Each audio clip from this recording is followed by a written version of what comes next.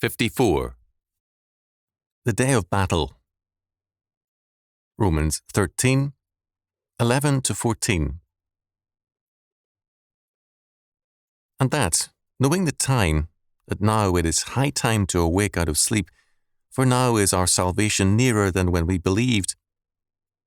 The night is far spent, the day is at hand. Let us therefore cast off the works of darkness, and let us put on the armour of light.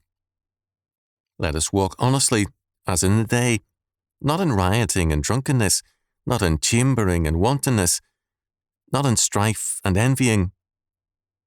But put ye on the Lord Jesus Christ, and make not provision for the flesh to fulfill the lusts thereof. Romans 13, verses 11-14. These verses have an important place in church history because of St. Augustine. In his Confessions, Book 8, Chapter 12, number 29, he tells us of his crisis. He heard the voice of a boy or girl from a neighbouring house chanting, "Take up and read, take up and read." He then returned to the reading of the Apostles, and the volume opened to Romans, and his eyes fell first on Romans 13, 13 and 14. Augustine said, "No further would I read, nor did I need, for instantly, as the sentence ended, by a light, as it were, of security infused into my heart, all the gloom of doubt vanished away."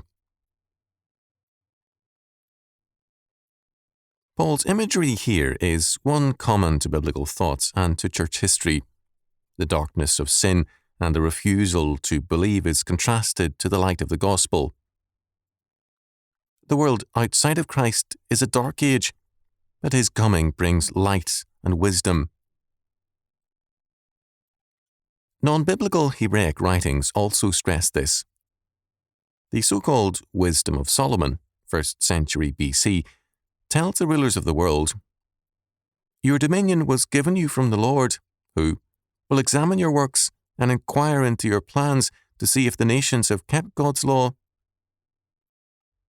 Again and again, the summons in Old Testament and New Testament faith is to awaken to the ultimate and basic issues. Men are absorbed with the moment and neglect the responsibilities of life in their concentration on the minutiae of things. Paul stresses this note repeatedly.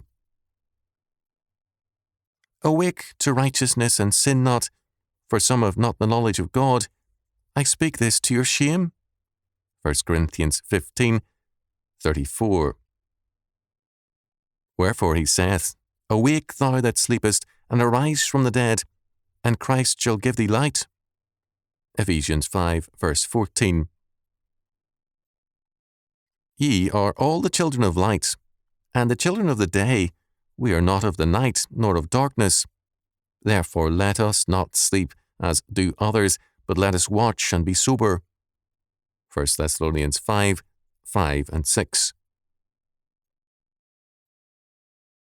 Paul does not summon us to pietism, but to Christian living and responsibility. Paul is not saying the end of the world is near, but rather, it's time to work. We live our lives in a short span, and we cannot pass our responsibilities on to the future. The urgency is not in God's time, but in ours. Paul says, verse 11, "Now is our salvation nearer than when we believed." Obviously, this does not refer to their personal salvation as the ones who believed they were saved. It refers to heaven. Putting on armour and going into battle is irrelevant. It is then a question of waiting for death. If it refers to the second coming, then it is surprising that we're only told to put on the Lord Jesus Christ, and not also to expect his return. In verse 12, Paul refers to the fact that the day is at hand.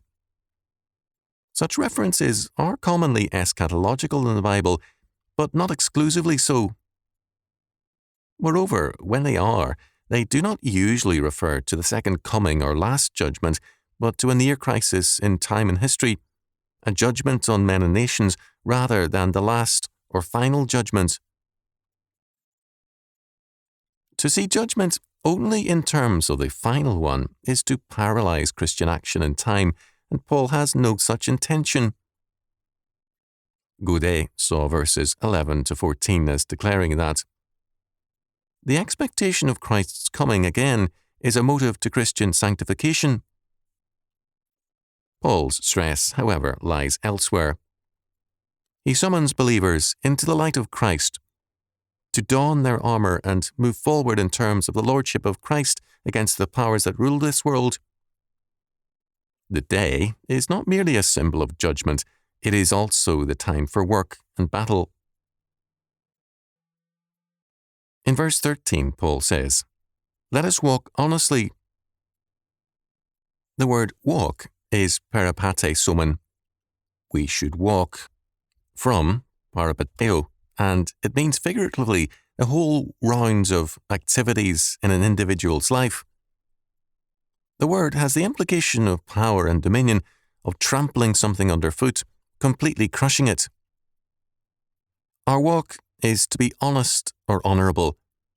We are in the day, the time of work, dominion, and conquest. In verse 12, the battle imagery is very obvious. We are called to exercise dominion to victory, and hence must cast off the works of darkness and put on the armour of light. The old order of the world is described as the night. With Christ's coming, a new order is dawning, the day, a time for his people to work and to exercise dominion. The night is forspent, prokopten, or advanced. The dark night of man's fall is going to disappear before the light of the gospel, because the day is at hand. Paul tells us that with Christ's coming, the final age of history has been ushered in, not the end of the world, but the end time. Now, what remains is the development of the meaning of his coming and reign, his new humanity redeemed and made new by his atonement, and the world remade in terms of his dominion law. For this reason, verse 13 tells us, we must abandon living for ourselves. This is typified in rioting or revellings, in drunkenness or in strong drink, in chambering or betting ourselves, in wantonness or excess, in strife, because no man is blessed, converted, or changed by quarrelling with him, in envying or jealousy, again a mark of the old order, not the new. Instead, verse 14, we are to put on the new man, Jesus Christ. We are new creations and members of a new humanity in him. In Galatians 3:27, Paul says, "For as many of you as have been baptized into Christ have put on Christ." Christ is, for us, wisdom and righteousness and sanctification and redemption. 1 Corinthians 1:30. Putting on Christ means we do not make provision or take thought for the flesh, our fallen human nature, to make any concessions to its desires. Our new nature means a new life, and the old must give way to it. Calvin made clear that this counsel or command was not an ascetic requirement. We are to provide for the wants of our flesh, but not to indulge its lusts. All too many commentators, both orthodox and modernist, insist on reading these verses in terms of the second coming, in terms of Christ's imminent return. If this is correct, then Paul was very wrong. After more than 1900 years, Christ has not yet returned. Such a reading has crippled Christian action also because it has led to an indifference to the world around the church. We are told that the works of darkness are to be cast off and replaced by the works of light. Men who are always expecting to leave time and history will thereby minimize their work and dominion therein, and this is hardly putting on the armour of light. Paul summons us to the day of battle unto victory, not the day of departure.